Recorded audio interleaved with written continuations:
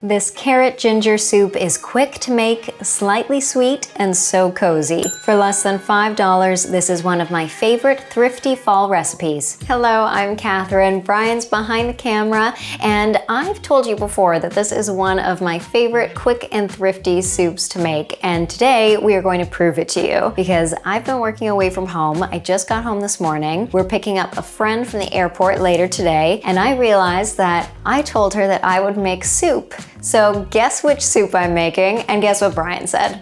Let's film it. Oh, and you should hit that subscribe button down below to encourage me to always keep my promises. Like a little soup fairy.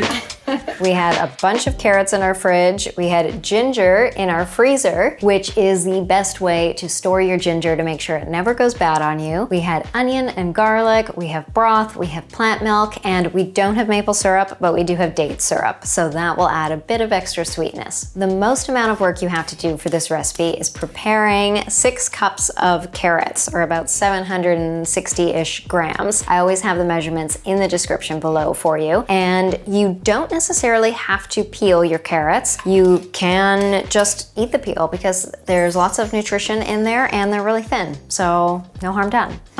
Now, I usually do peel my carrots because I like having carrot peels be the base of my homemade vegetable broth. And you have heard me harp on my homemade veggie broth, but in a recipe like this, it really does make a difference. So gather up all of your veggie scraps until you have a full freezer bag full of stuff like this. Boil it for 30 minutes, strain it, and voila. And for reference, in this recipe, when I use my homemade veggie broth, it cost me under $5, about $4.50 for 4 to 6 servings of soup. And if I use store-bought broth, my cost can go closer to $8. So, not bad. Because this soup will be pureed, your chopping doesn't have to be pretty, but the smaller you chop your carrots, the quicker they cook. Because I'm in an extra rush today, I'm pulling out the slicer on my food processor.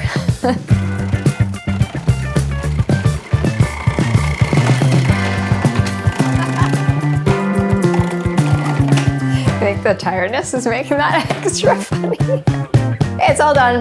I should mention that the carrots we tend to get are quite large, as you could probably tell. So if you're using regular sized garden carrots, then you will need quite a bit more to get to that 6 cups or 760-ish grams. Here's how to make a sweet carrot ginger soup. Heat a dash of oil or just some water or broth in a large pot over medium-low heat. Saute half a medium onion and 3 cloves of minced garlic for 2 to 3 minutes until fragrant. Season with some salt and pepper. Add 2 tablespoons fresh ginger, minced or grated. I used my frozen ginger and just grated it right from frozen. Add 6 cups diced or thinly sliced carrots, which is about 5 to 6 large carrots for me. Stir, cover, and let the carrots steam for 5 minutes. Stir once or twice to make sure the carrots aren't sticking, and add a bit of broth or water if needed. Add 4 cups vegetable broth. Raise the heat to bring the broth to a boil, and then lower the heat to a simmer. Simmer with the lid on for 15 minutes or until the carrots are fork tender. Puree the soup with an immersion blender or carefully transfer it to a stand blender that can process hot liquids. Once smooth, add 1.5 cups soy milk or other plant milk of choice, 2 tablespoons maple syrup or other liquid sweetener, and heat on low for another couple of minutes until heated through. Taste and add more sweetness if you like, or even cayenne pepper for some spice.